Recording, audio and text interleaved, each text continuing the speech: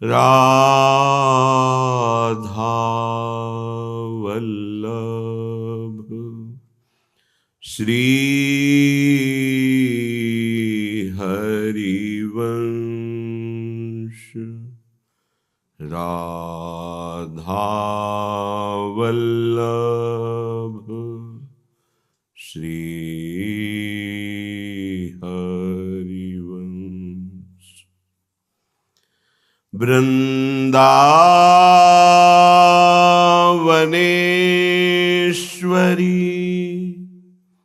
तवैव पदारविन्दम्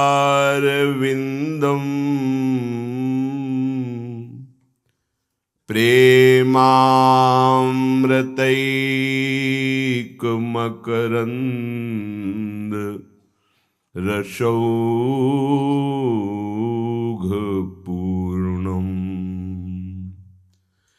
हृद्यर्पितं मधुपते स्मरतापमुग्रम्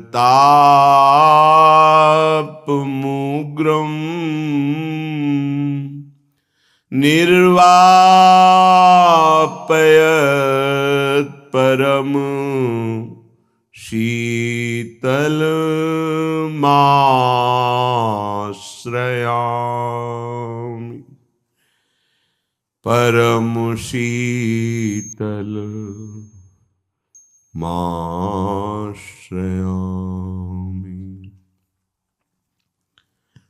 परम चतुर्शिरोमणि होते हुए भी हमारी प्रिया जो परम भोली है, प्यारे जो एक क्षण दृष्टि की ओट हो गए, मान धारण कर लिया। श्री स्वामी जी महाराज महामहिम श्री ललिता जी के स्वरूप हैं। बिहारी जी महाराज प्यारी जी से कहते हैं कि प्यारी जी, आपकी शपथ खा के कहते मैं कहीं नहीं गया। अगर आपको साक्षी लेना है तो साथ में हरिदासी जो है इनसे साक्षी ले लीजिए। जैसे गांठ का धन कभी बाहर नहीं हो सकता, ऐसे मैं आपके गांठ का धन हूं। देखो, इस पद से आंतरिक एक संकेत मिलता है जो अभी महारस सिंधु केलीमाल जी से गाएंगे। हमारी प्यारी जी की उपासना में अनन्यता है, इस कोटि की अनन्यता है कि पलक भर के लिए, पलक निमेष मात्र के लिए भी यदि आप आंखों से ओठ हो रहे हैं तो अनुमति हो, आज्ञा हो, सूचना हो, साक्षी हो। अन्यथा हमारे आराध्य देव की आंतरिक वृत्ति को नहीं समझ पाएंगे। मन मन की रुचि जानी, नेह विधि अनुसरण, ये हमारी सिद्धि है। हमारी सिद्धि जीवों के मन की बात जानना नहीं है, आराध्य देव प्रिया प्रीतम के मन की बात जानकर उनको सुख पहुंचाना है। इसके लिए अत्यंत अनन्यता की आवश्यकता है। राधा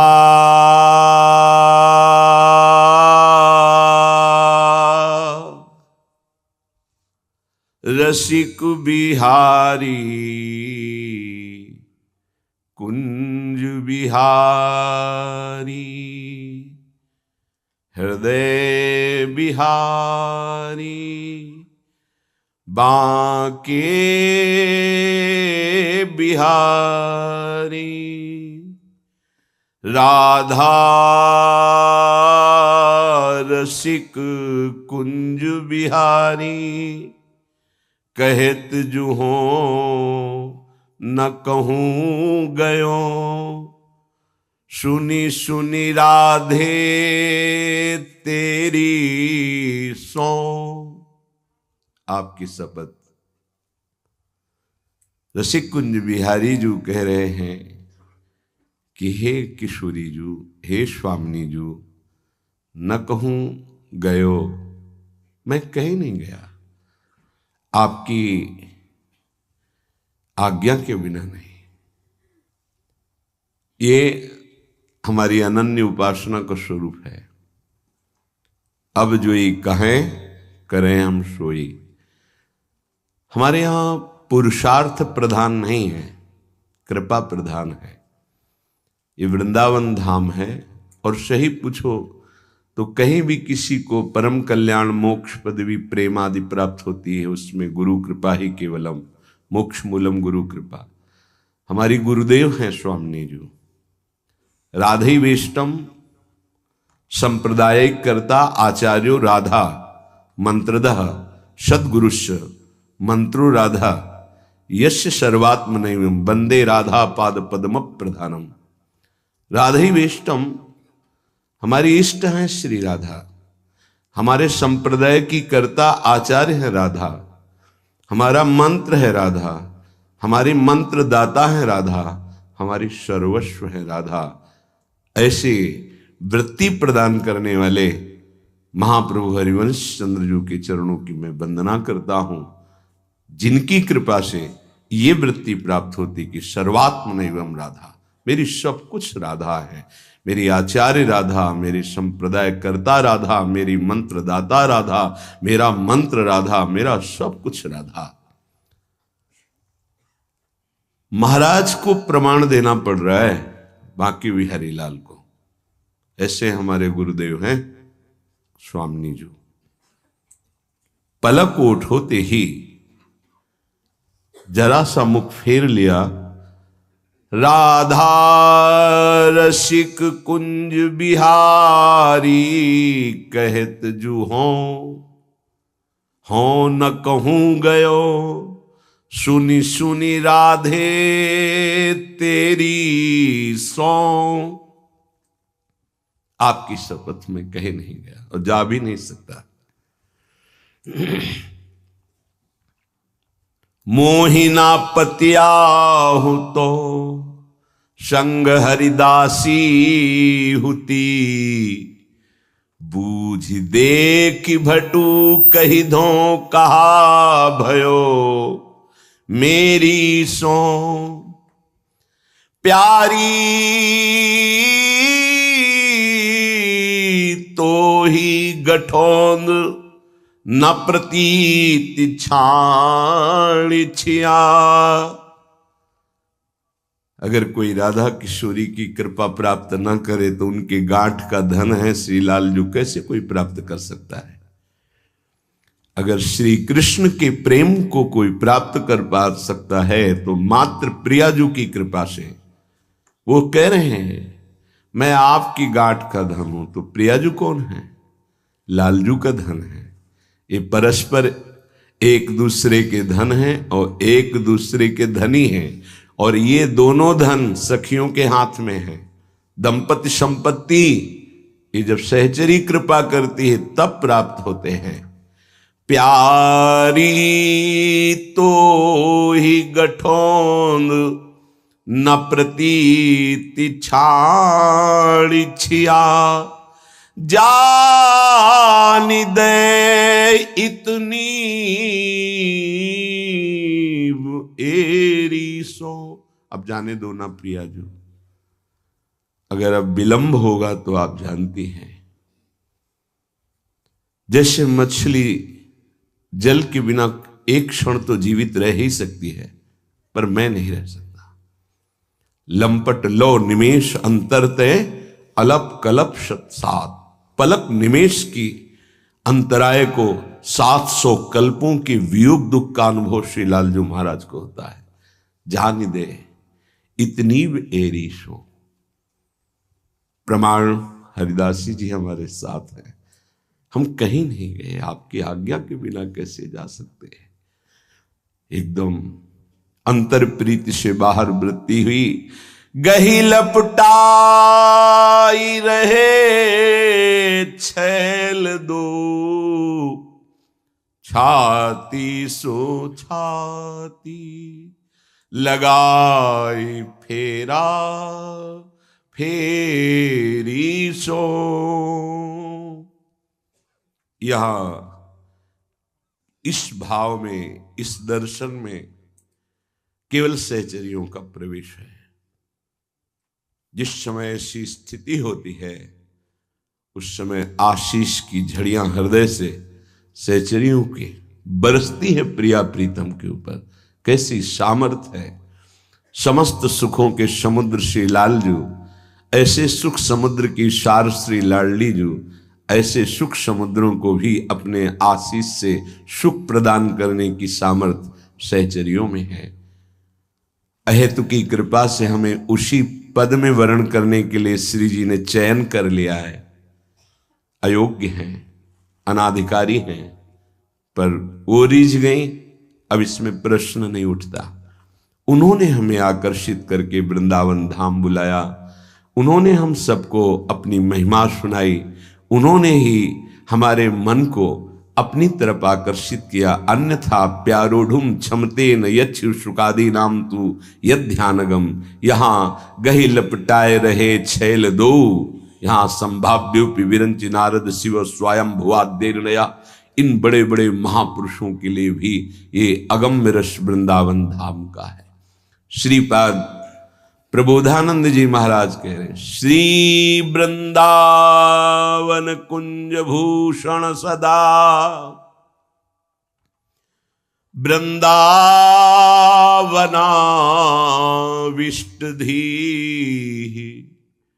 श्री वृंदावन नागरोन्मद महा, प्रेमांधराधांकग,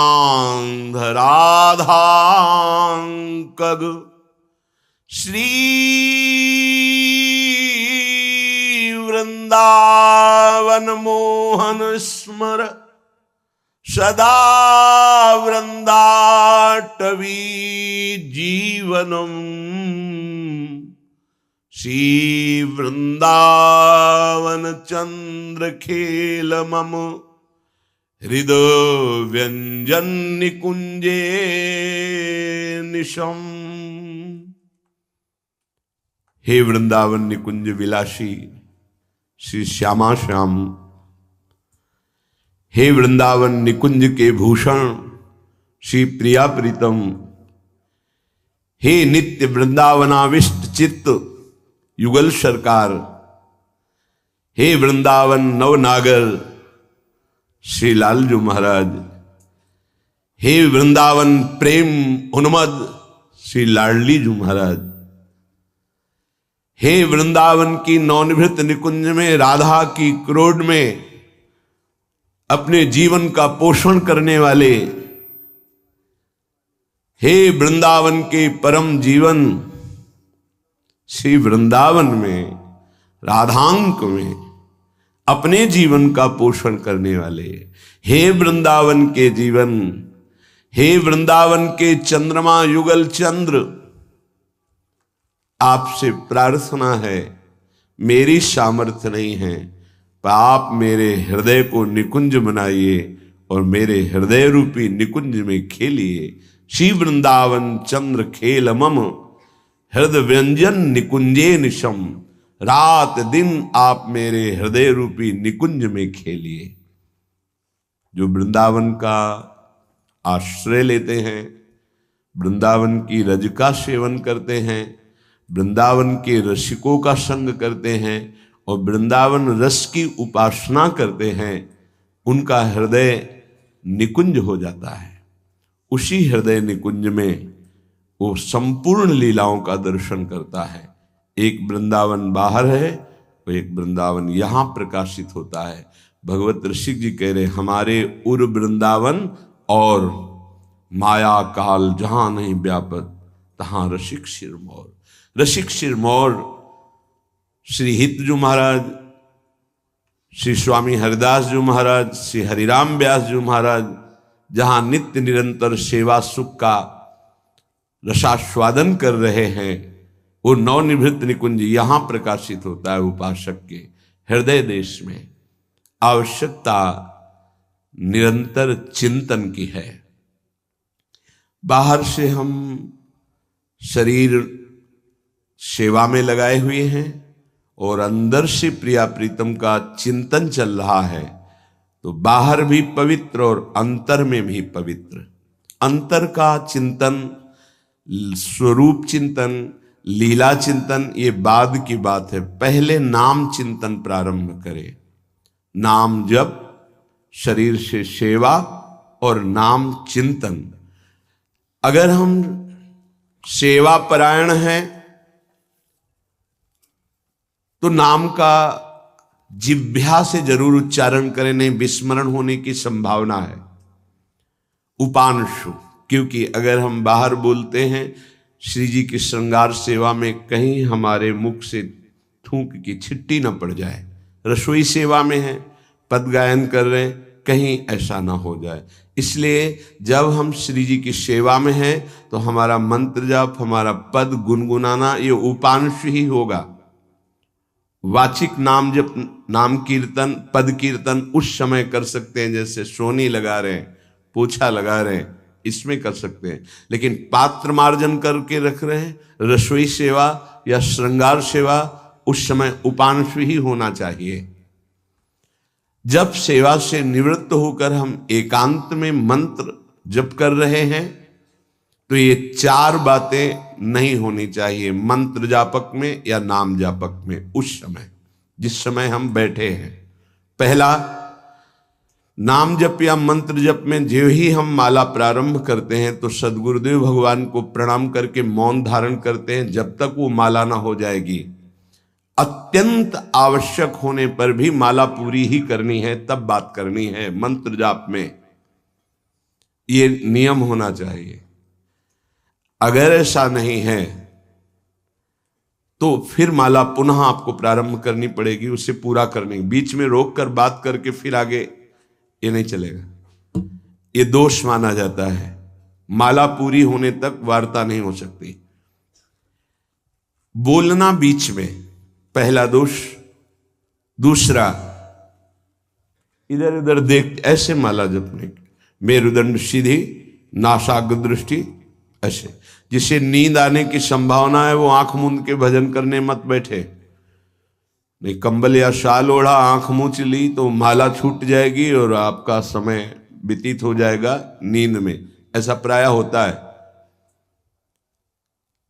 कठोर आसनों पे बैठ करके नींद ना आवे इसलिए नासाग्र दृष्टि रख के जप किया जाता है। उस मंत्र का ध्यान करते हुए आंख खुली हुई, बार बार पलक झपकना ऐसे ऐसे, ये नहीं, नासाग्र दृष्टि रखते हुए मंत्र जप करते हुए बोलना नहीं। जैसे 11 माला का नियम दिया है गुरु मंत्र का, तो जिनकी विशेष विशेष सेवाएं हैं, जब आपको समय मिले, जितना मिले अधिक से अधिक आप मंत्र जाप करें।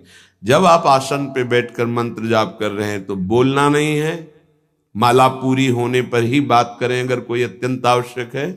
दूसरा, इधर उधर गर्दन हिलाना, देखना, ये नहीं। मेरुदंड सीधी, आंख खुली हुई, आंख मूंद के नहीं जपना। एक महाभागवत की पत्नी निरंतर भगवदाकार वृत्ति में रहती थी, तो उनके पति जब पूजा में बैठते तो आंख मूंद करके बैठते, ध्यानस्थ ऐसे। एक बार उन्होंने पूछा, प्रभु आपके आंख मूंदने और आंख खोलने में अंतर पड़ता है क्या? तो उनका पड़ता है। तो बोले आपकी पूजा अधूरी। हम चाहे बाहरी दृष्टि में हो या आंतरिक दृष्टि में हो, एक ही चिंतन होना चाहिए। आंख खुली हो या आंख बंद, तभी सच्चा उपासक है। तीसरा, हिलना मंत्र जाप के समय। ये कीर्तन में हो सकता है, पद गायन में हो सकता है, लेकिन मंत्र जाप के समय हिलना नहीं, ये नहीं। गर्दन घुमाना, बात करना। चौथा,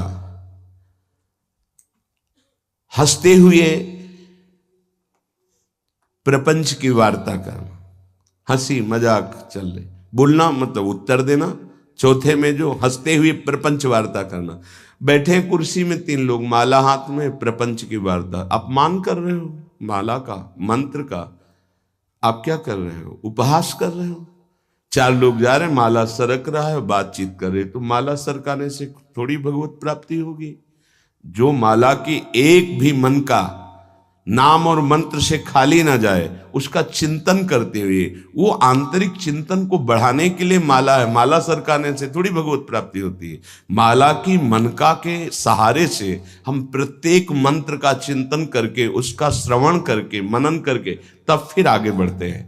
ये थोड़ी कि जल्दी जल्दी किसी किसी की माला को तो देखते हैं कि इतनी रफ्तार से कैसे चल सकती है। अगर हम केवल राधा नाम भी जपें तो इतनी रफ्तार से नहीं चल सकता, क्योंकि हमें लिखना है राधा राधा, फिर अष्टादशाक्षर मंत्र या द्वादशाक्षर मंत्र, फिर इन मंत्रों को तो कैसे आप इतनी जल्दी, कैसे बिना अक्षर मात्रा दर्शन के कैसे आप मन का सरका दिए। 11 माला बहुत होते हैं। अगर जिस पद्धति से कहते 11 माला कर लो तो बहुत जल्दी मानसिक सिद्धि प्राप्त हो जाए। सामने मंत्र लिखा हुआ है, हर बार नवीन मंत्र की रचना कर रहे हैं। हर मन के पे, एक मन के पे पूरा मंत्र लिखा, फिर एक मन के पे पूरा मंत्र, फिर मन। देखो मन कहाँ भाग के जाएगा, मन निर्विषय हो जाएगा, सच्चिदानंद की तरफ दौड़ पड़ेगा मन। जब के समय किसी को उत्तर देना, इधर उधर देखना, शरीर को हिलाना, हंसते हुए हंसी मजाक वार्तालाप करना, 4 बातें जब में निषेध है। जब काले न भासेत नान्यानि प्रेक्षेत बुधा, न कंपेत शिरोग्रीवाम दंता नैव प्रकाशयेत। 4 बातें। ए हंसी मजाक, 2 साधक चल रहे हैं रास्ते में, माला भी चल रहा है, हंसी मजाक। ए तुम्हारे पास समय कैसे, तुम्हारा माला कैसे चल रहा है, तुम वार्ता कर रहे हो, हंसी मजाक कर रहे हो, ऐसा नहीं, इतने सिद्ध नहीं हो गए हो। जो शास्त्र जब काले न भाषित नान्यानि प्रेक्षित बुधा न कंपेत शिरोग्रीवाम दंतान नैव प्रकाशित। माला जपते समय ये ऐसे हिलना डुलना, शांत, हंसी मजाक, न दंतान नैव प्रकाशित, दांत नहीं दिखाई देने चाहिए। गुरुमंत्र के समय तो मुख से वायु भी नहीं निकलनी चाहिए, मुख से। बस ये स्थिति, थोड़ा दांतों के बीच में जगह है, जिह्वा का अग्रभाग ऊपर के दांत के जोड़ पे है, हल्की सी नाक की श्वास से मंत्र का उच्चारण है, उसी का श्रवण है, और नेत्रों से दृष्टि में हम देख रहे हैं।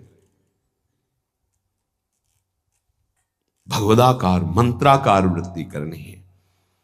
प्रभु के मंगलमय नाम उच्चारण करने से करोड़ करोड़ जन्मों के पापों का नाश होता है, ऐसा शास्त्र और ब्रह्म ऋषियों ने निश्चय किया है। भगवान का नाम उत्तम श्लोक है, पवित्र कीर्ति है। जो नाम जप करता है वो पवित्र कीर्ति वाला हो जाता है, वो उत्तम श्लोक भगवान को प्राप्त कर लेता है, भगवत स्वरूप हो जाता है। इस मार्ग में चलने वाले उपासक से, चाहे वो ज्ञान मार्ग का हो या भक्ति मार्ग का हो, कोई पाप बन जाए तो शास्त्रोक्त प्रायश्चित करने की आवश्यकता नहीं है। जैसे कृच्छ व्रत, चंद्रायण व्रत, बड़े बड़े कठोर व्रत पापों का प्रायश्चित करने के लिए हैं, वो केवल नाम जप, नाम कीर्तन अपना बढ़ावे, उसी से सारे प्रायश्चित हो जाएंगे। जप करने वाले को अन्य प्रायश्चित करने की आवश्यकता नहीं है। जब तक अनंत जन्मों के हमारे पाप हैं तब तक हमारी नाम में रुचि नहीं होती। ये बहुत ध्यान देने का विषय है कि जब नाम की इतनी महिमा है तो सब लोग नाम में क्यों नहीं लगते? बोले इसलिए नहीं लगते कि इतने पाप हैं कि नाम की तरफ रुचि ही नहीं हो सकती। जैसे कोई कहे कि चीनी चीनी चीनी कहने से तो क्या मुंह में मिठास आ जाएगी क्या? भोजन भोजन भोजन करने से क्या पेट भर जाएगा क्या? तो ऐसे ही कृष्ण कृष्ण राम राम राधा राधा करने से क्या राधा मिल जाएंगे क्या? बड़े तर्क होते हैं ना दिमाग में। वो जड़ वस्तु है, वो न पहले थी न बाद में रहेगी, बीच में भी उसकी सत्ता नहीं है। नासतो विद्यते भाव, और जो भगवान को अधीन कर ले, भगवान से भी महान, जिसकी महिमा स्वयं भगवान नहीं वर्णन कर सकते। कहूं कहां लगी नाम बड़ाई, राम न सके नाम गुण गाई। वो इन भौतिक पदार्थों के नाम जैसा नहीं है, वो सच्चिदानंद है। स्वप्रधानमेव पुरुषोत्तम कीर्तनम पाप प्रध्वंसन हेतु। जो भगवान पुरुषोत्तम का नाम कीर्तन करता है, उसे अन्य साधन करे या न करे, प्रधान साधन नाम जप या नाम कीर्तन उसके सर्वस्व पाप का नाश कर देता है। किसी दूसरे प्रायश्चित के स्पर्श की भी आवश्यकता नहीं है। केवलमेव हरि कीर्तनम कृष्ण पापक्ष हेतु नान्य समुचितम नतरा मन्यांग भूतम। केवल नाम जप नाम कीर्तन संपूर्ण पाप और पाप प्रवृत्ति को विध्वंस कर देता है। अन्य किसी साधन के अंगभूत की आवश्यकता नहीं है। हो रहा है अच्छा, नहीं हो रहा तो चिंता की बात नहीं है। संपूर्ण पाप और पाप प्रवृत्ति का नाश करने के लिए केवलमेव हरि कीर्तनम, केवल भगवन नाम कीर्तन, भगवन नाम जप।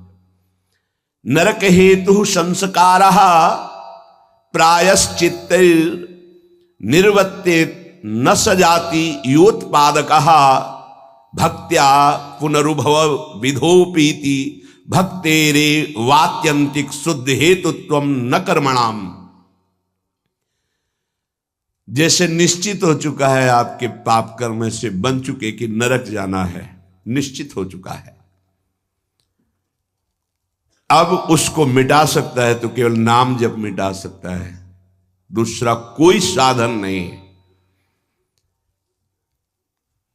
न कर्मणाम, कोई ऐसा कर्म नहीं कि अब तुमको रोक सके नरक जाने से। ऐसे आचरण बन गए तो बोले नरक का हेतुभूत जो कर्म हुआ, जो पाप जमा हुए, उसमें भस्म करने के लिए और भी प्रायश्चित हो सकते हैं, लेकिन उसकी जो वासना है, जो संस्कार है, जो पाप प्रवृत्ति है, वो किसी में नष्ट करने की सामर्थ्य नहीं, किसी कर्म में। वो केवल नाम जप में है।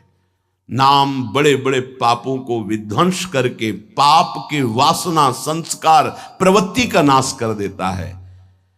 संस्कार निवृत्त हो जाना है बहुत कठिन बात है। पाप निवृत्त होने के तो बहुत साधन बताए गए हैं। अतः एकमात्र नाम जप नाम कीर्तन पाप प्रवृत्ति, पाप संस्कार, संस्कारों की निवृत्ति कर देता है। अत्यंत शुद्धि साधन मावृत्ति गुणकम कृष्ण कीर्तनम अत्यंत शुद्धिश्च सह वासना भी पापानां परिचयः भविष्यद् भी पापैरनुपश्लेषः फलमावृतिः प्रारब्ध परिक्षये च युक्तमेवावृत्तोपेक्षणम। यदि बार बार नाम की आवृत्ति की जाए, राधा राधा राधा राधा, बार बार श्री कृष्ण कीर्तन किया जाए, नाम जप किया जाए, तो किसी अन्य साधना से जो शुद्धि नहीं होती वो बहुत जल्दी ये नाम जप से, नाम कीर्तन से होती है। वासनाओं के साथ समस्त पापों का नाश हो जाना अत्यंत शुद्धि है।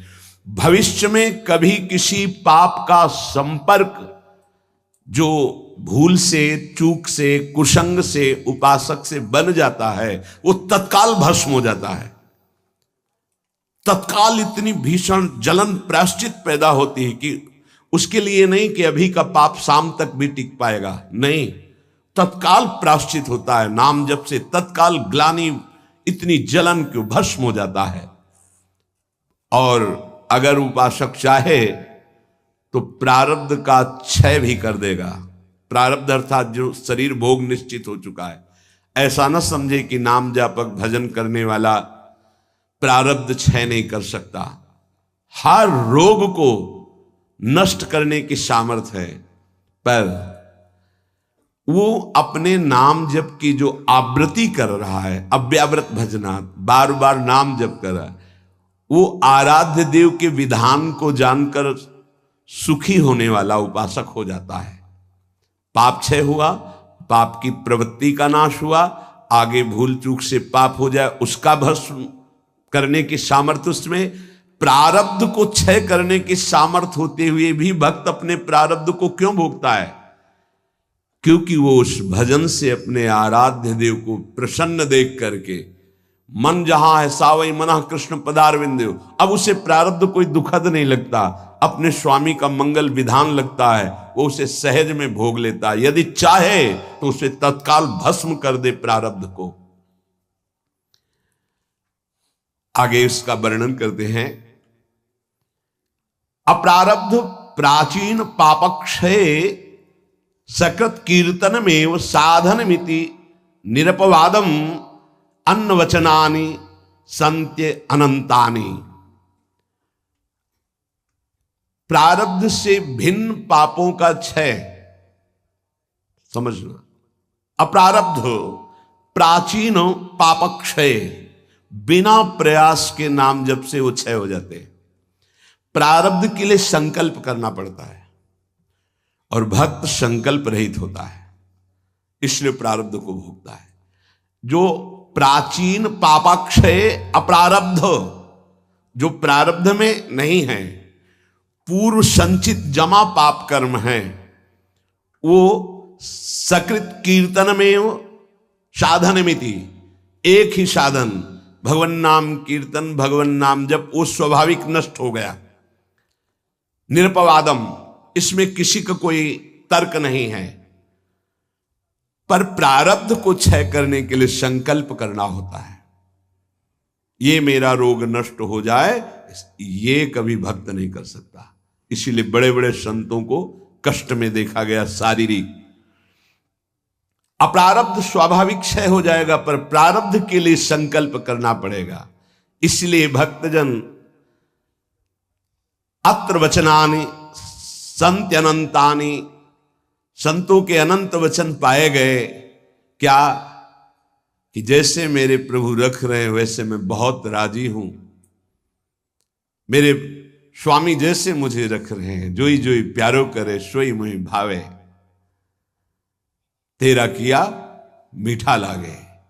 क्या बड़े बड़े महापुरुष के तेरा किया मीठा लागे। प्रभु आप जो विधान कर रहे हो वो प्रारब्ध क्षय के लिए संकल्प नहीं करते।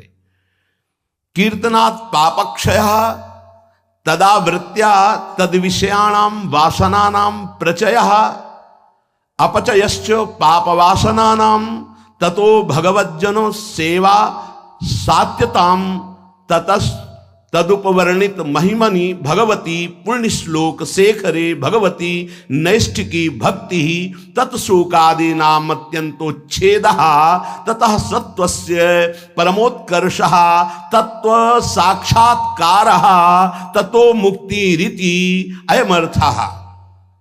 ओहो, बड़ी अद्भुत बात वर्णन कर रहे हैं। ये कीर्तन केवल पाप का ही नाश नहीं करता, नाम जप, ये नाम जब बार बार जो आवृत्ति की जाती है, इससे उपासना की वृद्धि होती है, वासनाओं का नाश होता है। इसके पश्चात भगवत प्रेमी महात्माओं का सानिध्य मिलता है। ये बड़े गूढ़ विषय है। जब तक आपके पाप क्षय नहीं हुए तो आप संतों के सन्मुख नहीं पहुंच सकते। भगवत कृपा हुई, कैसे पाप क्षय हुए? श्रवण सुजस सुनी आयऊ, जब कान में श्रवण में हमारे भगवतीय सिद्धांत नाम महिमा पड़ी तो सुन सुन के हमारे हृदय में इच्छा जागृत हुई, चलो संत दर्शन करते हैं। भजन का फल हुआ संत दर्शन, नाम जप का, नाम कीर्तन का फल हुआ भगवत प्रेमी महात्माओं का सानिध्य संग। ततो भगवज्जन सेवा सात्यतम, फिर उसके हृदय में उन महापुरुषों की सेवा करने का मन होता है। क्या करूं जिससे ये प्रसन्न हो जाए? फिर उन महापुरुषों के द्वारा ततस् तदुपवर्णित महिमनि भगवती पुण्य श्लोक शेखरे भगवती नैष्ठिकी भक्ति, कैसे प्रभु में निष्ठा जागृत होती वो उपदेश करते हैं। किनको? निज जनों को। निज जन कौन? जो नाम जप नाम कीर्तन के द्वारा जिनका पाप क्षय हुआ, पाप वासनाएं नष्ट हुई, एक उपासना जागृत हुई कि हमें संतों का सानिध्य मिले, भगवत कृपा से संत सानिध्य मिला, उनके हृदय में एक नई इच्छा जागृत हुई, इनकी सेवा मिले, इनको कैसे प्रसन्न करूं। जब उनकी आज्ञा और सेवा में तत्पर हुए तब उन्होंने अपने हृदय की उपासना दे दी। उससे क्या हुआ? बोले भगवती नैष्ठिकी भक्ति, निष्ठा पूर्वक भगवान की भक्ति का जागरण हुआ। ततः शोकादि नाम अत्यंत उच्छेदा, समस्त चिंता भय शोक दुख का जड़ से नाश हो गया। जब संत गुरुजनों के द्वारा दी हुई उपासना से भगवान की भक्ति हुई तो शुद्ध नैष्ठिक भक्ति का जागरण हुआ, तो शोक चिंता भय दुख क्लेश अशांति मृत्यु इनका सब भय जड़ मूल से उच्छेद हो गया। आदि नाम तथा शोकादि नाम अत्यंत उच्छेदा, अत्यंत, अब दोबारा कभी ये नहीं जग सकते। तथा सत्व से परमोत्कर्ष, अब उसके हृदय में प्रेम का उत्कर्ष हुआ। अगर वो चाहता है कि तत्व साक्षात्कार, तो परमोत्कर्ष तत्व साक्षात्कार तत्व मुक्ति, उसको तत्व बोध हो जाएगा और मोक्ष हो जाएगा। अगर वो ये नहीं चाहता है तो प्रेम प्राप्त हो जाएगा, भगवत लीला धाम में प्रवेश, दोनों तत्वबोध हो जाना या भगवत प्रेम, दोनों नाम जापक नाम कीर्तन करने वाले को प्राप्त हो जाता है।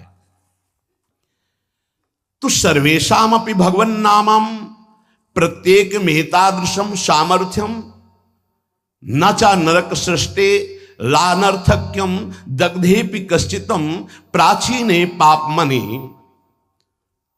तब तो फिर नरक तो कोई जाएगा ही नहीं, तो नरक की सृष्टि करना व्यर्थ हो जाएगा।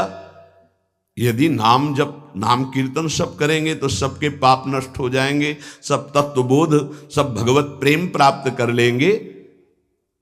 तो नरक सृष्टि लानर्थक्यम, बेकार की नरक की सृष्टि हुई।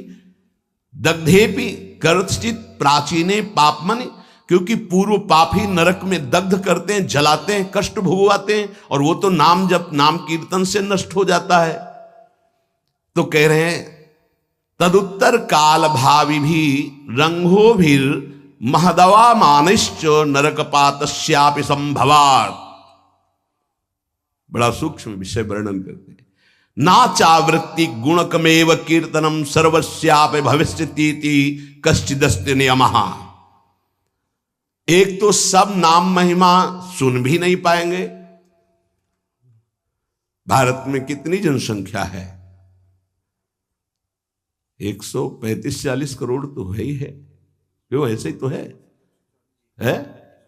140 करोड़। क्या सब नाम महिमा सुनते हैं? क्या सब भगवान नाम कीर्तन करते हैं? नहीं। तो कह रहे हैं ये बात मत सोचो कि कोई नरक नहीं जाएगा, बहुत जाएंगे, क्योंकि नाम कीर्तन नाम जप में सब थोड़ी लगे हैं। दूसरी बात, जो नाम में लगे भी हैं वो कह रहे हैं कि संभावना है उनके नरक जाने की। कैसे? बोले यदि किसी महापुरुष का अपमान कर दिया, निंदा कर दी, वैष्णव अपराध बन गया, तो पतन होने का चांस हो जाता है। या आज्ञा शास्त्र की उल्लंघन करके कहीं ममता कर बैठे तो उसको पतन होने का चांस रहता है।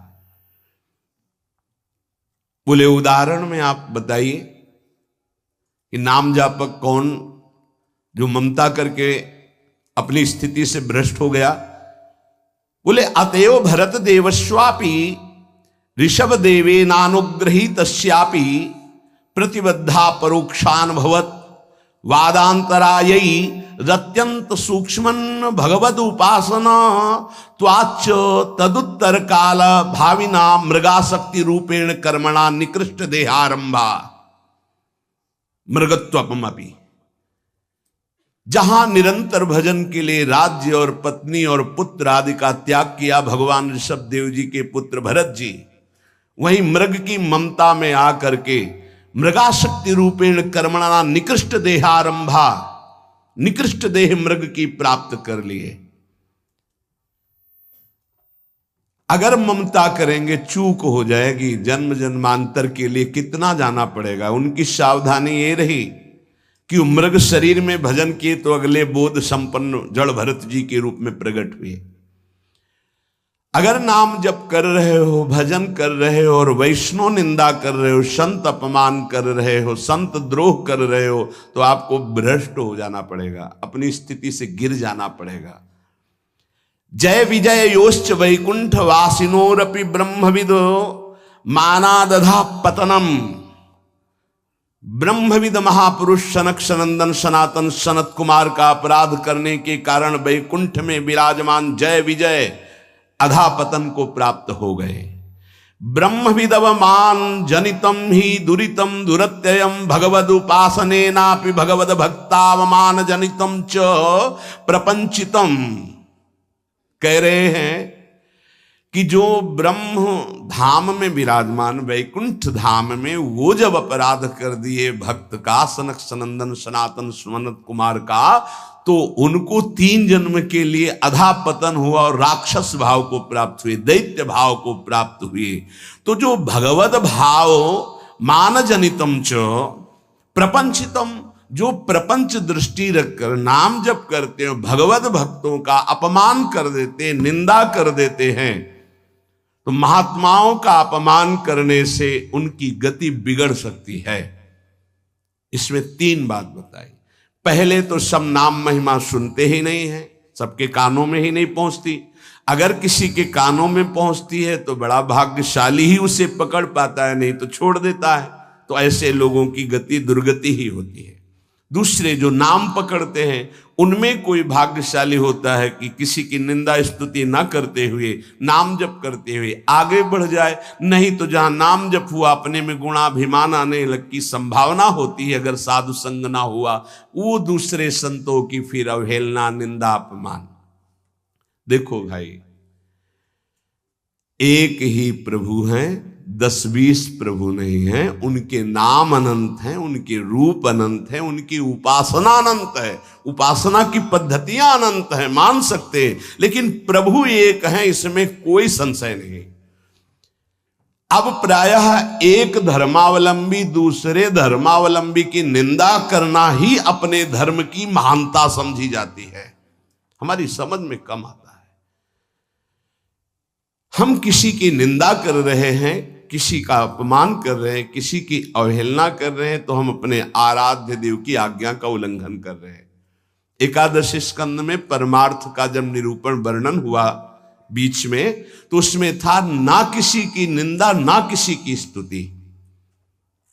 समझ में नहीं आता। हम समझते हैं हम अपने आचार्य की बहुत महिमा गा रहे हैं, अगर दूसरे आचार्य की निंदा कर रहे हैं, दूसरे इष्ट देव के नाम की निंदा करें, तो हम अपने इष्ट देव को बहुत प्रसन्न कर लेंगे। नहीं भाई नहीं, अभी समझ में नहीं आई, अभी बुद्धि ठीक नहीं है। सर्वम खलमिदं ब्रह्म ने नानास्ति किंचन।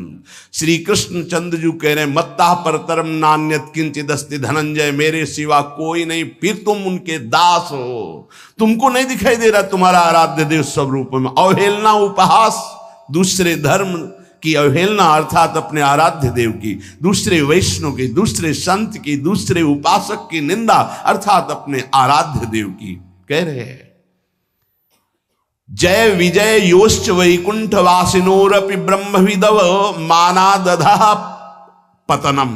अधा पतनम, वैकुंठ से पतन होना असंभव, लेकिन इस असंभव पद से भी पतन हो गया महापुरुषों का अपमान करने से।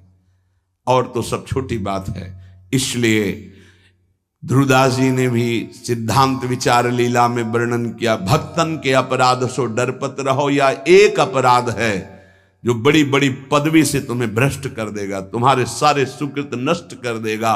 भक्तन निंदा अति बुरी भूल करे, जिनको के सुकृत बहु जन्म के छिन में डारे खोए। अगर कहीं कोई दंभ पाखंड कर रहा है, वो खुद भोगेगा, वो खुद ठग रहा है अपने आप को, खुद जल रहा है, तुम नहीं देख पा रहे। तुम अपने आराध्य देव को देखो, तुम अपनी उपासना को परिपक्व करो, तुम अपनी वासना को नष्ट करो, अपने हृदय में दंभ पाखंड मत आने दो। ये साधना है। नाम सर्व मंगलकारी। अगर महापुरुषों की स्थिति को देखो तो नाम में बहुत जल्दी प्रीति हो जाएगी। एक पलटू दास जी नाम के बहुत प्रेमी महापुरुष हुए हैं। पलटू दास जी बहुत बड़े भक्त हुए, अवधपुरी में रहते थे। ये स्वयं कह रहे हैं कि नाम भगवान ने ऐसी कृपा करी कि कीच मच गई नाम की। नाम की कीच बिना सने कोई जाएगा नहीं। भक्तों के पास ये होता है, उनके समीप जाओ नाम सुनने को मिलेगा, नाम महिमा सुनने को मिलेगी, और तुम्हें नाम में लगना ही पड़ेगा। ऐसी भक्ति चलावे मची नाम की कीच, मची नाम की कीच बूढ़ा और बाला गावे, पर्दे में जो रहे शब्द सुन रोवत आवे। जैसे भोरी सखी हा प्रियाजू हा लाडली, तो जो सुने कदम रुक जाए और हृदय में एक द्रवण क्रिया हो जाए, आंखों में आंसू आने लगे। प्रियाजू बाबा पे कृपा कर दो।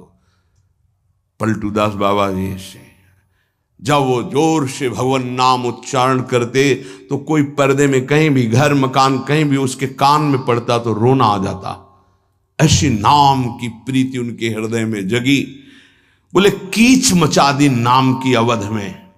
पलटूदास बाबा ऐसी भक्ति चलावे मची नाम की कीच, मची नाम की कीच बूढ़ा और बाला गावे, पर्दे में जो रहे शब्द सुन रोवत आवे, सामने उपस्थित हो जाए।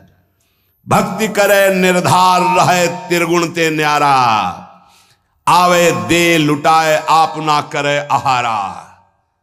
जितना वैभव सुख संपत्ति आवे सब संत सेवा में, भगवंत सेवा में, आप अपने हिसाब से चलना, ना करे आहारा, उस संपत्ति का भोग नहीं।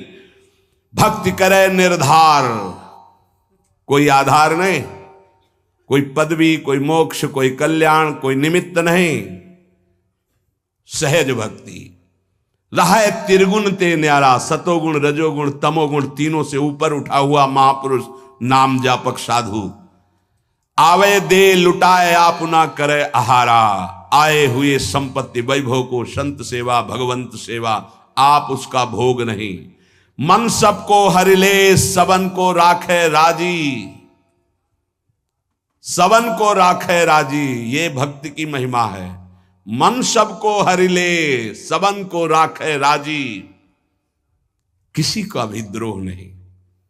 भक्त के सामने कोई भी आ जाए, किसी भी संप्रदाय का, किसी भी धर्म का, सबका आदर, सबका स्वागत, सबको सुख प्रदान करना। क्या जानो भक्ति का स्वरूप क्या है? मन सबको हरिले सबन को राखे राजी। अगर हम सब में अपने आराध्य देव को नहीं देख पा रहे हैं तो अभी केवल कोरा प्रवचन है, अभी भजन नहीं जागृत हुआ, अभी हृदय में भक्ति नहीं जागृत हुई। सब में अपने इष्ट का दर्शन। आचार्य चरण कह रहे हैं, जब शब्दों को देखो, बार बार सुना है, ये क्रूरा, क्रूरा शब्द है। पापिनो नच सताम संभाष्य दृश्या से, देखने योग्य नहीं, संभाषण योग्य नहीं, ऐसे क्रूर पापी हैं। उनमें भी मेरे राधा वल्लभ लाल विराजमान है, मेरी दृढ़ मति है।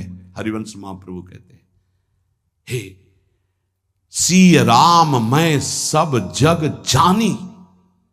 अगर वास्तविक मार्ग का अनुसरण कर रहे हो तो यही तुम्हें अनुभव होगा। किससे द्रोह करोगे, किससे नफरत करोगे? ये जब अंदर की ग्रंथि नहीं खुली तो ये सब बातें अंदर आती हैं। किसी की निंदा कर देना, किसी का उपहास कर देना, नहीं, हम जिसकी निंदा कर रहे हैं वहां भी आराध्य देव, जिसका उपहास कर रहे हैं वहां भी आराध्य देव है। पलटू दासिक बनिया रहे अवध के बीच, ऐसी भक्ति चलावे मची नाम की कीच। मची नाम की कीच, इतना नाम में डूबे हुए कि जो आसपास आ जाए नाम में हो जाए। दीपक बारा नाम का महल भया उजियार। पलटू दास जी, महल भया उजियार नाम का तेज बिराजा, शब्द किया प्रकाश मानसर ऊपर छाजा। नाम तेज स्वरूप से विराजमान हो गया हृदय में अद्भुत प्रकाश नाम का हो गया। दसो दिशा भई शुद्धि बुद्धि भई निर्मल साची, छूटी कुमत की गांठ सुमति परगट होए नाची। नाम का प्रताप हो 36 राग दाग तिरगुन का छूटा, पूरन प्रगटे भाग कर्म का कलसा फूटा। सब कर्म प्रपंच नष्ट हो गए, भाग जागृत हो गए, त्रिगुण माया भाग गई, पलटू अंधियारी मिटी, बीती दीन ही टार, दीपक बारा नाम का महल भया उजियार। हृदय में प्रकाश जागृत हो गया नाम स्वरूप से। नाम नाम बड़े बड़े महापुरुष इस नाम की महिमा का गान करते हुए उसी में डूबे हुए पार नहीं पाए। अरी मैं तो नाम के रंग छकी, जब ते चाख्यो बिमल प्रेम रस, तब ते कछु न सुहाई, रात दिना धुन लागी रहे, को केतो कहे समुझाई। अरी में तो नाम के रंग छकी। अब रात दिन कुछ नहीं किसी की सुनना और ना कुछ समझना, एक बात है कि नाम न छूटने पावे। नाम पियाला घोट के कछु और न मोहि चही, जब डोरी लागी नाम की तब केही के कानी रही। जो यही रंग में मस्त रहत है तेही के सुधिहरना, गगन मंजिल दृढ़ डोरी लागो जाय रहा सरना। निर्भय होए के बैठ रहो अब मांगो यह बर सोई, जग जीवन बिनती हा मोरी अब आवन नहीं होई। अरे मैं नाम के रंग छकी। बोले हमारी डोरी इतनी ऊंचाई पे लग गई कि मान अपमान सुख दुख लाभ हानि हमें छू नहीं सकते, और अब मैं निश्चित कहता हूं अब मेरा आना नहीं हो पाएगा इस जगत में। अब मेरा आवागमन का चक्र रुक गया, क्योंकि मेरे हृदय में नाम चल पड़ा। नाम नाम एक ऐसा है जो अद्भुत तेज अद्भुत प्रकाश प्रकाशित करता है। अगर नाम जप का आश्रय ले लो तो बच जाओगे, नहीं तो अर्जुन जी भगवान से पूछते हैं कि कौन है जो ना चाहते हुए बलात् हमसे पाप करवा रहा है।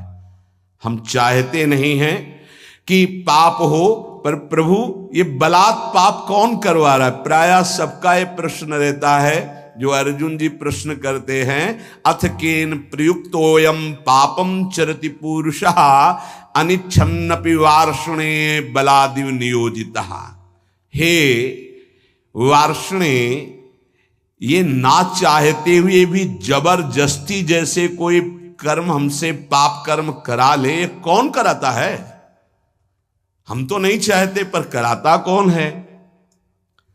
तो बोले विचार नहीं कर पाए इसलिए ऐसा प्रश्न होता है। बिना चाहत के कोई पाप करा ले ऐसा सृष्टि में कोई विधान ही नहीं है। हम पाप तो नहीं करना चाहते, पर जिससे पाप होता है वो चाहते हैं। क्या? सुख भोग। कहां से? पर स्त्री, पर धन, नाना प्रकार के आचरण जो पाप आचरण हैं उनसे सुख चाहते, पाप नहीं करना चाहते, पर हम सुख भोगना चाहते हैं, सुख संग्रह करना चाहते हैं, इसी से पाप होते हैं। श्री भगवान से कह रहे हैं केन प्रयुक्तोयम पापम चरति, किससे प्रेरित होकर पाप करता है। तो बोले संसार में सुख भोगने की चाहत ही पाप कराती है। देख लो इसको, जितनी भी जेल भरी है सुख भोगने की चाहत से, जितने भी नरकगामी होते हैं सुख भोगने की चाहत से। ये सुख भोगने की चाहत, इस शरीर से सुख भोगा मिला तो है नहीं, क्योंकि है नहीं वहां। इस शरीर को भोग लें, इस शरीर को, इस शरीर, इस वस्तु को, इस व्यक्ति को, इस स्थान को भटकता पूरा जीवन पापाचरण करते। मैं नहीं चाहता पाप करना, मानते हैं, लेकिन पाप का मूल जो संसार से सुख भोगने की लालसा, उसी से पाप होता है। भगवान उत्तर दे रहे, कामेश क्रोधेश रजो गुण समुद्भवः, ये महासनो महापापमा विद्धेन मिहि बैरिणम। ये बड़ा भारी दुश्मन है। इसको कोई जल्दी परास्त नहीं कर पाता। ब्रह्मचर्य, गृहस्थ, वानप्रस्थ, सन्यास तभी सार्थक है जब इस दुश्मन को हरा दे, नहीं तो इस सब मिटिया मेट कर देता है। चाहे वैष्णव हो, चाहे ब्रह्मचारी हो, चाहे गृहस्थ हो, चाहे वानप्रस्थ हो, चाहे सन्यासी हो, एक ताल में सबको ठोक कर परास्त करने की ताकत रखने वाला ये विध्येन मिह वैरिणम, ये सबसे बड़ा दुश्मन है। क्या बोले? काम, एष क्रोध, एष रजोगुण समुद्भवः, ये रजोगुण से उद्भवः प्रकट होता है। क्या बोले? काम, और काम से प्रकट होता है क्रोध, और इन्हीं से सारे पाप होते हैं। रजोगुण कहते हैं राग को, राग ही काम का रूप धारण करता है और द्वेष ही क्रोध का रूप धारण करता है।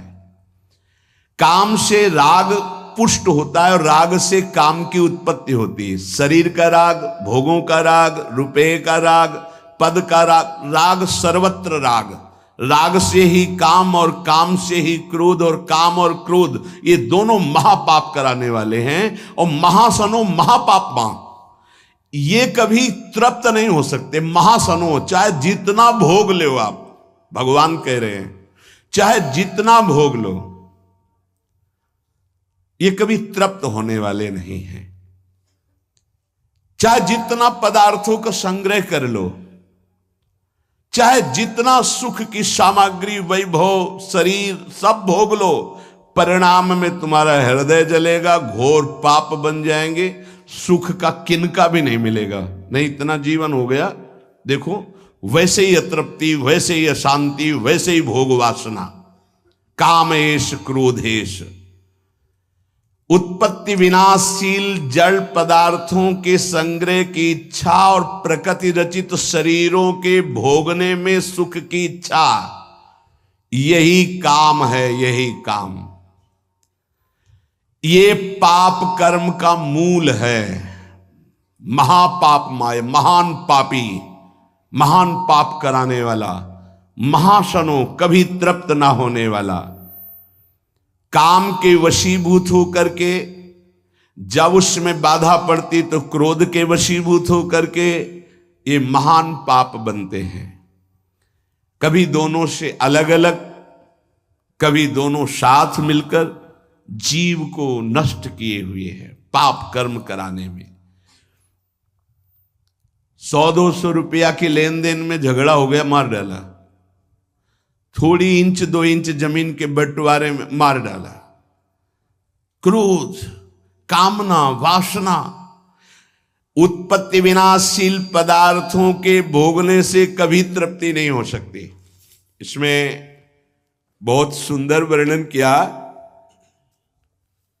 कि आप नाचेन्द्रियाणाम भोगाभ्यासेन वै तृष्णम कर्तुम शक्यम कस्मात् यतो भोगाभ्यासान मनु विवर्धन्ते रागाः कौशलम चेन्द्रियाणाम तस्मादनुपायः सुखस्य भोगाभ्यासा सा खल्वयम वृश्चिक विषभीत इवासी विषेण दष्टो यह सुखार्थी विषयानुवासितो महति दुख पंके निमग्नो इति।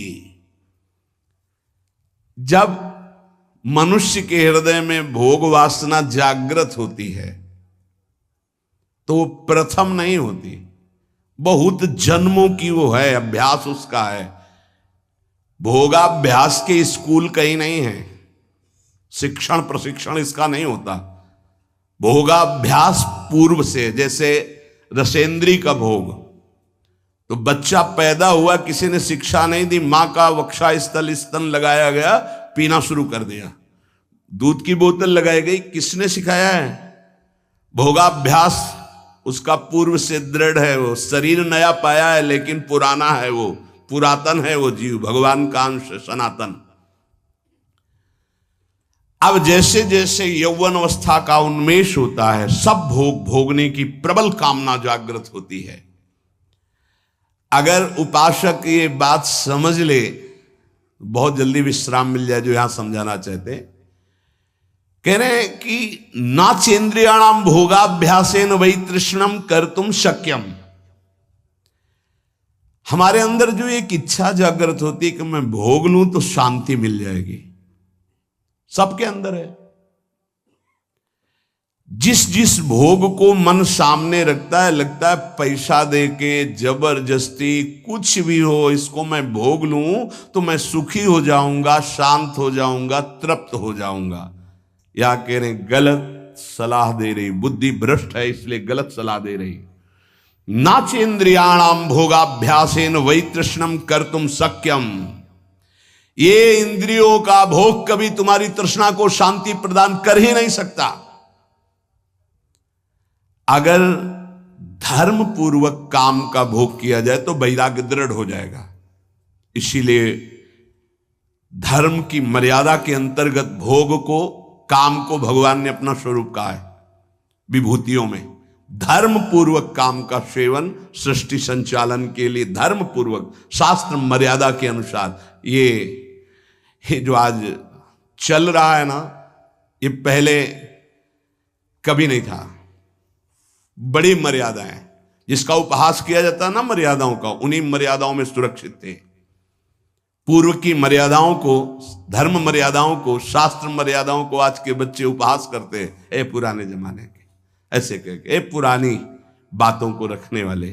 नहीं नहीं, आपका जीवन बड़ा नवीन, उत्तम और स्मृतिवान, राष्ट्र सेवक, भगवत भक्त और महान उन्नति के लायक आप हो जाएंगे यदि आप पुरानी बात को समझेंगे।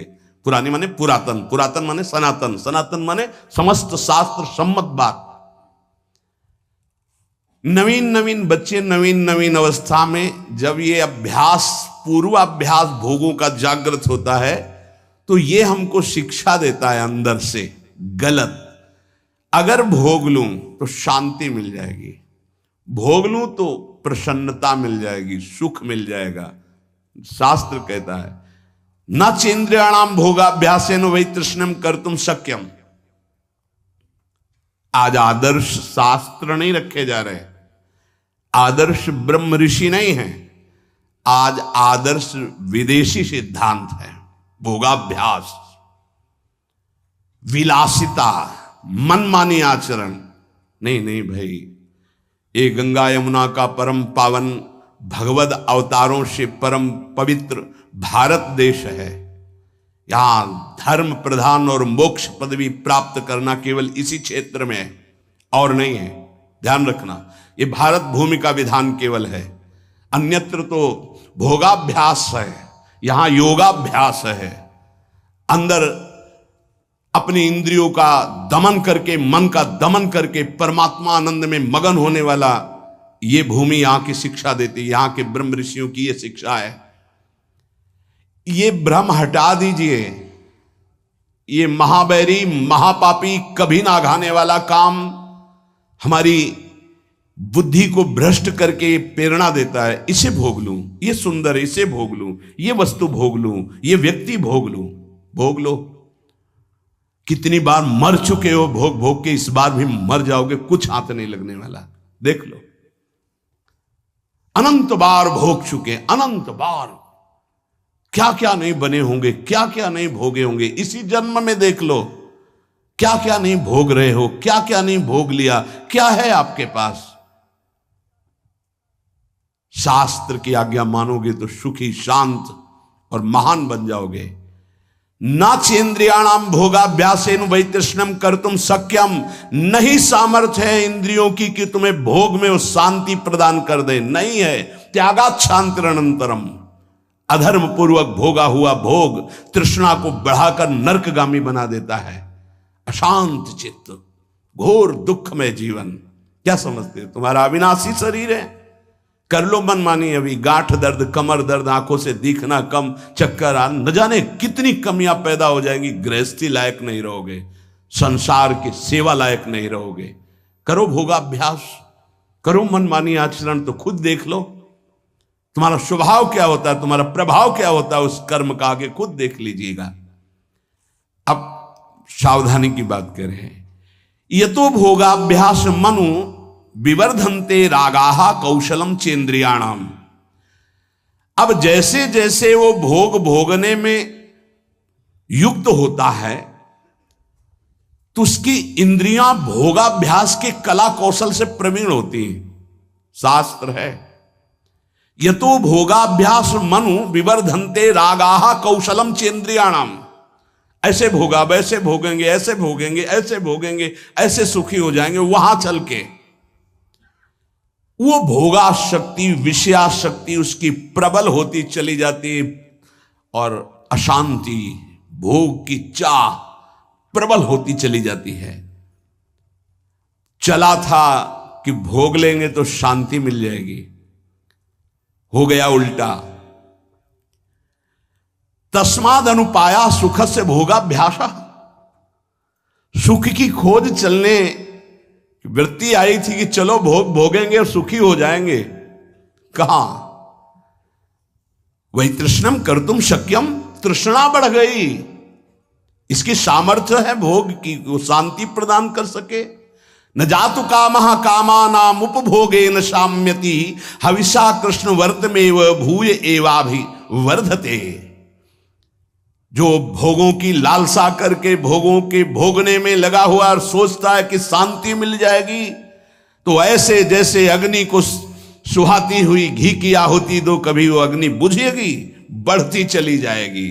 हविषा कृष्ण वर्त में वो भूये एवाभिवर्धते, वो कामाग्नि प्रचंड ज्वाला रूप रख लेगी और भयंकर पाप कराएगी। जो तुम सोच भी नहीं सकते वो तुमसे सोचवाएगी और वो करवाएगी। ये पाप प्रवृत्ति काम के द्वारा।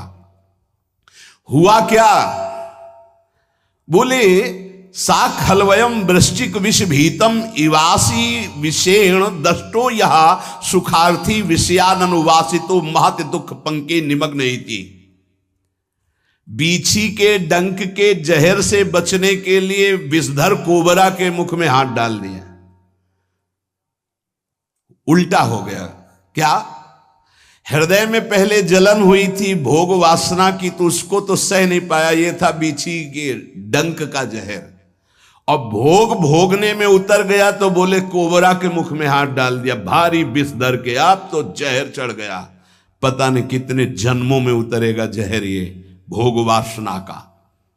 इसलिए महति दुख पंके निमग्ने, वेश्यानुवासितो महति दुख पंके, महत दुख में फंस गया। पंक माने कीचड़, महत दुख में फंस गया। वो निकलना बड़ा कठिन। ये दलदल है भोग वासना का, इससे निकलना बड़ा कठिन है। गुरु कृपा से निकल चुके हो तो पीछे कदम मत बढ़ाना।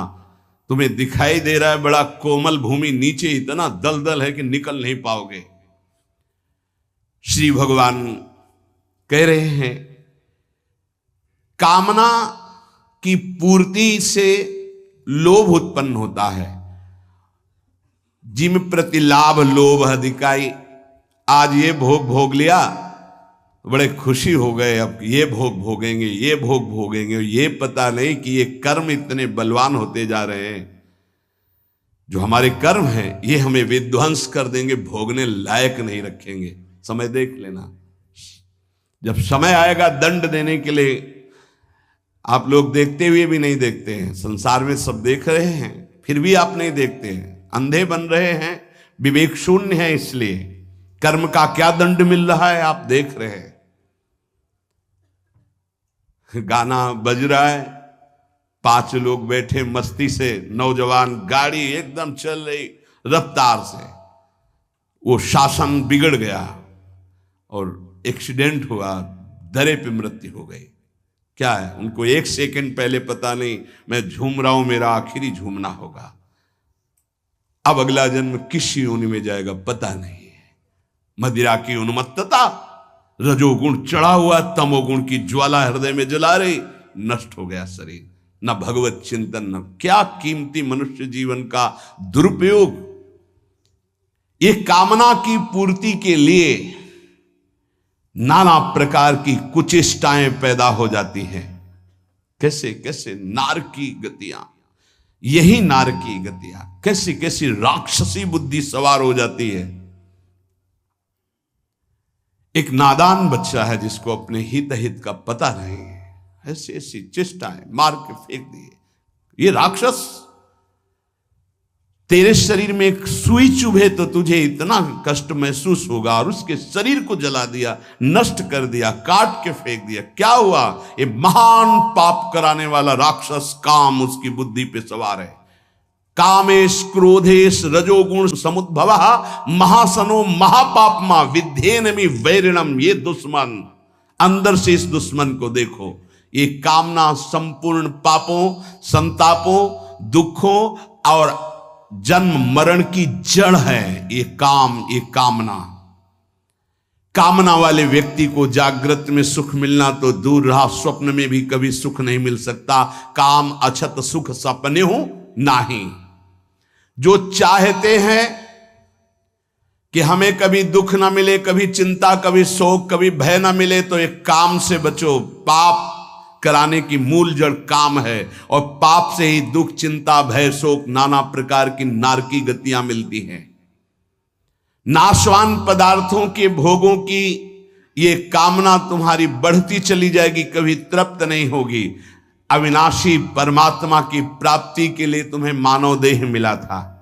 यहां उदाहरण विदेश से नहीं दिया जाएगा कि वो बड़े सुखी हैं। तुम्हारी बुद्धि सुख को जानती है क्या? जब हमारे देश की भक्ति और ज्ञान का जरा सा किनका मिला तो वेश बदल लिया, देश बदल लिया, और हमारे भारतीय संतों के सामने घुटने टेक करके, याचना करके ज्ञान और भक्ति की भिक्षा मांगते नजर आए, जिनको तुम सुखी कह रहे हो। प्रमाद में सुखी होना और ज्ञान में सुखी होना, भक्ति में सुखी होना, यह अंतर है। लौकिक उन्नति कोई उन्नति नहीं है। आध्यात्मिक उन्नति के साथ लौकिक उन्नति का महत्व है। यदि आध्यात्मिक उन्नति नहीं है, लौकिक उन्नति है, तो पशुता और राक्षसी बुद्धि बढ़ती चली जाएगी। देख लेना, वही हो रहा है। अध्यात्म को, शास्त्र को, ब्रह्म ऋषियों के वचनों को अगर प्रमाण माना जाएगा तो हम भारतीयों का जीवन उन्नतिशील, परम पवित्र, धैर्यवान होगा। हमारा देश धर्मयुक्त रहा है, धर्मयुक्त है, और आगे भी धर्मयुक्त रहेगा, क्योंकि कभी धर्म का नाश नहीं हो सकता। धर्म सनातन है। हां, कम हो सकता है, धर्म को धारण करने वाले कम हो सकते हैं, लेकिन ऐसा नहीं हो सकता अभी। हां, आगे चलकर 4,32,000 है, जब आखिरी में आएगा तो भ्रष्टाचारा सब संसारा, धर्म सुने नहीं काना, उस समय भले हो, अभी तो ऐसा नहीं। एक से एक महान धर्मात्मा, महात्मा पुरुष हैं। ये उत्पत्ति विनाशशील पदार्थों में सुख की भावना से सब संसार विचरण करता है। देख लो, उत्पत्ति विनाशशील पदार्थों के भोगने से ही सुख मिलेगा। ये उत्पत्ति विनाशशील पदार्थ कर्म के अधीन हैं। ये काम से प्राप्त नहीं होते हैं, उत्तम कर्मों का अनुष्ठान करने से प्राप्त होते हैं। अगर केवल कामना करने से प्राप्त होते तो सब कामना कर रहे हैं, और किसी की आज तक कामना पूर्ति नहीं हुई। 100 रुपए की कामना पूर्ति हुई तो 1000 रुपए की जागृत हुई, 1000 की पूर्ति हुई तो लाख की तत्काल जागृत हो गई, लाख की पूर्ति हुई तो करोड़, करोड़ों की बढ़ता चला जा रहा है। भारत में सबसे धनी तो विश्व का सबसे बड़ा धनी बन जाऊं, ये भोगा वो भोग लूंगा, ये देखा वो देख लूं, कामनाओं की बाढ़। इसलिए उपासक को चाहिए कि कामनाओं का, निषिद्ध कामनाओं का त्याग कर दे। ये 4 कामनाएं हैं जिनको न्यायपूर्वक पूरी कर सकते हो। पहली, शरीर निर्वाह मात्र की आवश्यक कामना, इसको पूरी कर सकते हो। जैसे वर्तमान में कामना उत्पन्न हुई, प्यास लगी है, भूख लगी है, भोजन की कामना है, ये धर्मयुक्त है, इसको पूर्ण कर सकते हो। इसकी पूर्ति के लिए वर्तमान में जो साधन सामग्री उपलब्ध है उसी से जथालाभ संतोष सदा, काओ सुख कछु न चाहोगो। इसकी पूर्ति के बिना शरीर को जीवित रहना असंभव है। इसलिए जल, भोजन, वस्त्र जो वर्तमान में प्रभु ने उपस्थित किया है उसकी कामना, यह निषेध नहीं, इसकी पूर्ति करो। जो धर्म पूर्वक तुम्हें भोग सामग्री शास्त्र सम्मत मिली है चाहे वो गृहस्थ उपासक हो, जिसमें किसी का हित नहीं है, जिसमें अधर्म नहीं है, शास्त्र सम्मत है, उस भोग को स्वीकार करके अपनी कामना की पूर्ति, ये यहां के जीवन संचालन के लिए। शरीर निर्वाह मात्र की, धर्म निर्वाह मात्र की कामना की पूर्ति तुम्हें आगे बढ़ाएगी। लेकिन शरीर निर्वाह की बात को समझिए, भूख प्यास इनसे शरीर निर्वाह की बात है। भोग कामादि की पूर्ति धर्म मर्यादा के अनुसार वर्णन की गई, विपरीत नहीं। विपरीत तो जो जो चाहते हैं और इस सब की पूर्ति करने से फिर पाप की प्रवृत्तियां उदय हो जाएंगी। शरीर निर्वाह मात्र की आवश्यक कामना की पूर्ति, कामना व्यक्तिगत न्याययुक्त, जिसका पूरा होने में धर्म की हानि नहीं है, शास्त्र सम्मत है, सामर्थ्य के बाहर नहीं है, और उसको भगवत अर्पित करके भोगा जाए, वो कामना आपको मोक्ष की तरफ ले जाएगी। कामना व्यक्तिगत न्याययुक्त, अपनी सामर्थ्य के अंतर्गत, शास्त्र मर्यादा और धर्म के अंतर्गत, और भगवान को अर्पित करके भोगी जाए, तो वो मोक्ष की तरफ, भगवत मार्ग की तरफ। जो सामग्री है हमें बहुत प्यारी है, भोग सामग्री हमें बहुत प्यारी, भगवान को अर्पित करो। न्याययुक्त परिवार के पोषण में लगाओ। अगर आवश्यकता किसी ऐसे को है, बहुत भूखा, बहुत सर्दी में कपड़े की आवश्यकता, बीमार है, औषधि की आवश्यकता, उसकी सेवा में लगा, तुम्हारी कामनाएं शांत हो जाएंगी, कामना त्याग की सामर्थ्य तुम्हारे अंदर आ जाएगी। जो अपनी सामग्री को भगवान ने आपको जो दी, दूसरों को अत्यंत आवश्यक होने पर उसकी सेवा में लगा दे, तो उसके अंदर भागवतिक सामर्थ्य जागृत होती है। काम से बड़ा कोई दुश्मन नहीं है, ये सबका दुश्मन है। ये किसी भेंट पूजा से, अनुनय विनय से कभी शांत नहीं होता है। इसकी भेंट पूजा यही कि ये भोग दे दो, ये क्रिया करवा दो, ये ऐसा मैं तुम्हें शांति प्रदान करूंगा, सुख प्रदान करूं, ये छलिया, इसकी बात में मत आना। ये कभी शांत नहीं होगा। बुझे न काम अग्नि तुलसी को, विषय भोग बहु घीते, मन पचितई है अवसर बीते। कामना संपूर्ण लोकों को जला रही है, सब जल रहे हैं, सबके हृदय जिनकी कामना से है। बड़ा विचित्र है, हम जिसे देख रहे हैं वो किसी और को देख रहा है, वो किसी और को देख रहा है, वो किसी और को देख रहा है। हम समझ रहे हैं वो सुखी है, वो समझ रहा है वो सुखी, वो समझ रहा है वो सुखी है। संयोग जन इंद्रियों के सुख की जब तक कामना रहेगी तो संसार तुम्हें सत्य प्रतीत होगा। अज्ञान, अविद्या, पाप ये आपको ग्रसित किए रहेंगे। जो प्रतिक्षण नाशवान है वो सुख कैसे प्रदान कर सकता है? ऐ परमात्मा के अंश, तू कभी प्रकृति से सुखी हो ही नहीं सकता। बैठा लो ये दिमाग में बात। दुखालयम शाश्वतम दुख यो नया। ऐ परमात्मा के अंश, तू कभी प्रकृति से सुखी नहीं हो सकता।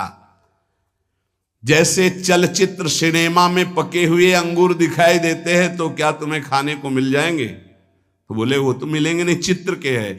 ऐसे इस चित्र के भोगने से तेरे को कभी शांति मिल सकती? भोग के साफ संसार देख रहा है, क्या शांति मिली? और तृष्णा और भोगने की इच्छा।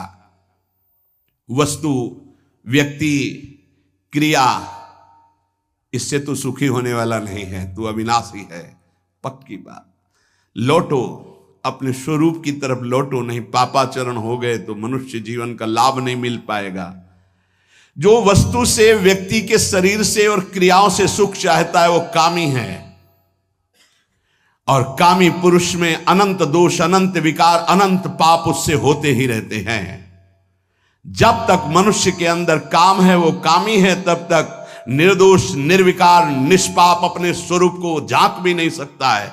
अपने स्वरूप को वो इस शरीर को भोगने की, शरीर सुख सामग्री की, बस इसी की चिंता में पूरा जीवन निकाल देगी। इतने रुपए प्रॉफिट होने लगी रोज, अब इतने होगी, इससे ये खरीदूंगा, इससे ये भोगूंगा, ये इसके लिए जमा करूंगा, वो उसके लिए जमा करूंगा, सोचते सोचते मर जाता है और जिस लिए आया था वो कार्य पूरा नहीं कर पाता।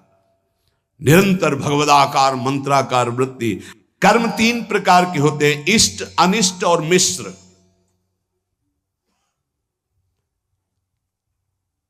इष्ट जो हमें चाहिए, चाहे जैसे मिले मुझे चाहिए। अनिष्ट, अनिष्ट निषिद्ध कर्म। इष्ट तो केवल हमारे हृदय में प्रियालाल ही होने चाहिए। मुझे प्रियालाल चाहिए, बच जाओगे, ये बचा लेंगे। अगर भोग इष्ट हुए तो अनिष्ट हुए बिना रह नहीं सकते। पापाचरण भी करवा के रखेंगे। भोग की चाह कभी सीधे मार्ग में नहीं चलती, जहां से भी मिले वैसे ही भोगने की इच्छा प्रकट हो जाती है। शास्त्र निषिद्ध कर्म, ये मूर्खतावश कहते हैं कि हमारे प्रारब्ध में लिखा था इसलिए हमारा। प्रारब्ध से शास्त्र निषिद्ध कर्म नहीं होते, ये कामना से होते हैं, काम से, अविद्या से, अज्ञान से होते हैं। प्रारब्ध कर्म केवल फल भोग उपस्थित करके निवृत्त हो जाता है, पाप कर्म नहीं कराता। पाप का फल आएगा दुख, पुण्य का फल आएगा सुख सामग्री। वो तुमसे पाप कर्म नहीं कराएगा। प्रारब्ध में इतनी ताकत नहीं कि तुमसे पाप कर्म कराए, वो तुम्हारी मूर्खता है, तुम्हारी कामना है। निषिद्ध कर्म प्रारब्ध नहीं करा सकता, वासना कराती है। प्रारब्ध का फल भोग पीछे जो निषिद्ध हुआ है उसका दुख आएगा, जो पुण्य हुआ है उसका सुख आएगा, लौकिक सामग्री, लौकिक उन्नति। पाप कर्म प्रारब्ध नहीं कराता। ये जो लोग कहते हैं ना कि ऐसा हमारे भाग्य में लिखा था, तो काल ही कर्म ईश्वर मिथ्या दोष लगाए। रजोगुण से एक राग काम पैदा होता है और पापों का खेल शुरू हो जाता है। अब ये हृदय को बहुत बुरी तरह जकड़ लिए है काम ने, बहुत बुरी तरह। देख लो सब ऐसे जैसे किसी ने खूंटे में बांध दिया हो कस के, अब निकलना मुश्किल है। बार बार निकलने की कोशिश करता है, फिर उसी में धंस जाता है काम। इसीलिए बलिहारी गुरुदेव भगवान की, जिनकी वचन मात्र से इस भारी माया प्रपंच से जीव निकल जाता है। पकड़ लो वचन पर, निकल गए, तुम्हें कोई रोक नहीं सकता, क्योंकि जिनकी रचना है वही तुम्हें निकालने के लिए आए हैं। ये पाप है, ऐसी जानकारी भी है, कामना भी प्रवृत्त हो गई है, नहीं करना चाहिए ये भी चाहते, फिर भी हो रहा है। तो ये जो जानकारी है इसका हम प्रयोग क्यों नहीं कर पा रहे? जो हमें जानकारी है, जैसे आज जानकारी हुई, सुना आपने कि कभी भोगने से तृप्ति नहीं होगी तो मुझे रुक जाना चाहिए, पर जानकारी भी और जान भी रहा हूं कि पाप है, फिर भी क्यों नहीं रुक पा रहा हूं? तो भगवान आगे वर्णन करते हैं, धूमे नाव्रियते वह्निर यथा दर्शो मलेन च यथोल्बेनामृतो गर्भस तथा तेने दमावृतम। जैसे धुएं से अग्नि ढक जाती है, मैल से दर्पण ढक जाता है, और जैसे झिल्ली से गर्भ ढका रहता है, ऐसे ही काम ज्ञान को ढके हुए है। 3 बातें कही, धुएं से अग्नि, मैल से दर्पण और जेल से गर्भ जैसे ढका रहता है, ऐसे ये ज्ञान जो आपको प्राप्त हुआ, काम उसको ढक देता है। अगर वो हट जाए तो ज्ञान प्रयोग में आ जाए। भगवान जो वर्णन करते हैं इसकी व्याख्या आगे। श्री राधा वल्लभ लाल की जय।